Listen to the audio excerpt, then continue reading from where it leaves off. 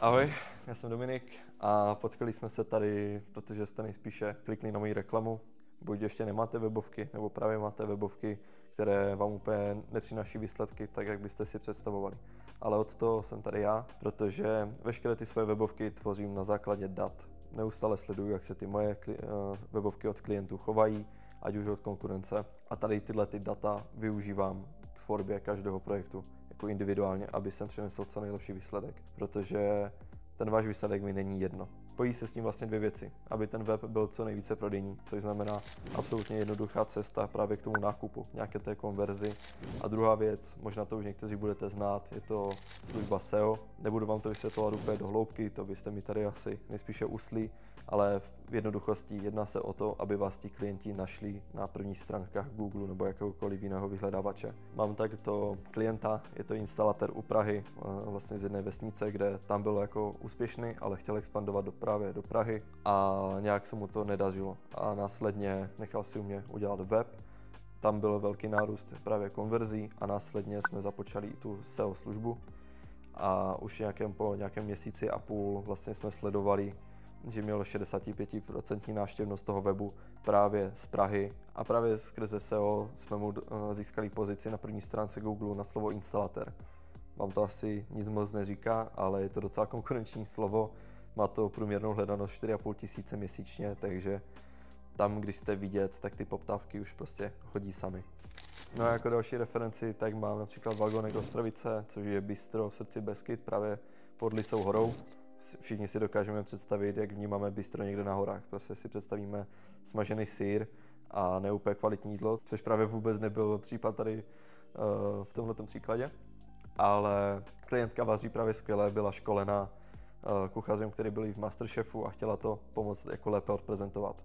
Takže jsme udělali krásný, jednoduchý web a lidé, co už byli v okolí, například právě po těch horách, hledali, vyskočili jsme tam a web už je prodal a během prvního měsíce už mi volala, že má mnohem více návštěv a že děkuje. A jako poslední referenci, tak vám řeknu o e-shopu Idepar. Je to vlastně česká značka nábytku. Tady v tomto případě už ten e-shop byl vytvořený, ale nebyl tak úplně kvalitní. Klient mě tedy oslovil, kompletně jsme předělali celý design, hodně jsme to překopali. Výsledek byl takový, že se navýšil prodej o 60%.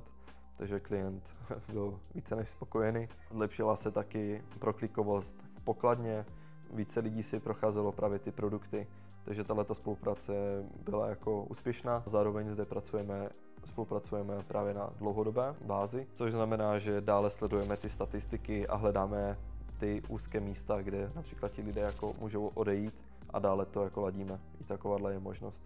A teďka ještě něco k otázkám, na které se mě klienti často ptají. SEO znamená to, jak jste viditelní na veškerých vyhledávačích, jestli jste na první stránce Google nebo ne, protože co si budeme, nikdo z nás nechodí na druhou stránku Google. Mohl bych vám vysvětlit všechny ty technikálie, jak toho dosahuju, ale to byste mi tady nejspíše usli. Úplně v rychlosti.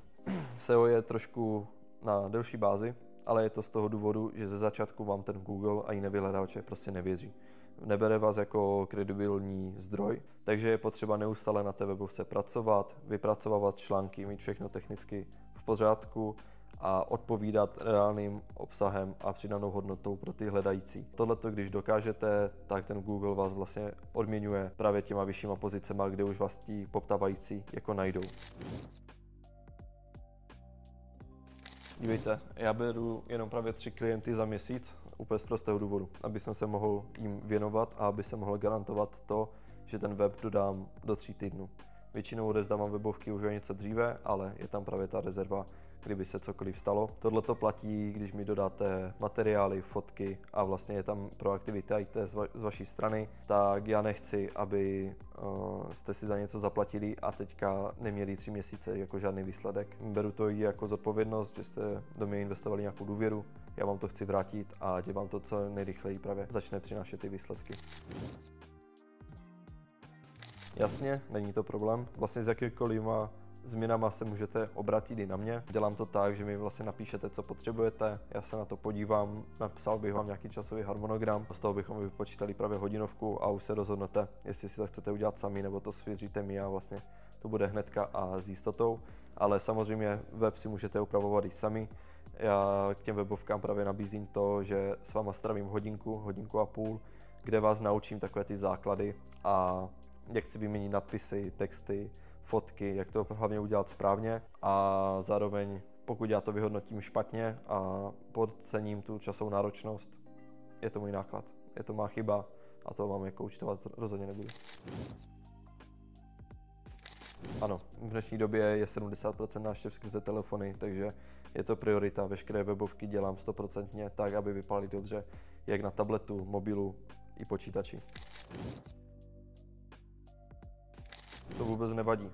Prostě od toho jsem tady. Já na vás fakt jako ajťácky mluvit nebudu. Pokud mi cokoliv nebudete rozumět, nemám problém vám to jako vysvětlit. Už i tak se na to soustředím, protože já bych jsem taky nerozuměl, kdyby na mě někdo mluvil z jiného oboru, čistě jako v pojmech. I na mých webovkách vlastně můžete najít, že mám vypracovaný ajťácký slovník, takže se k tomu kdykoliv můžete jako obrátit. Vždycky mám vysvětleno, co to je a čemu vám to bude. Takže se této spolupráce vůbec nemusíte bát. Já se o vás vlastně postarám. A hlavně si budeme rozumět navzájem.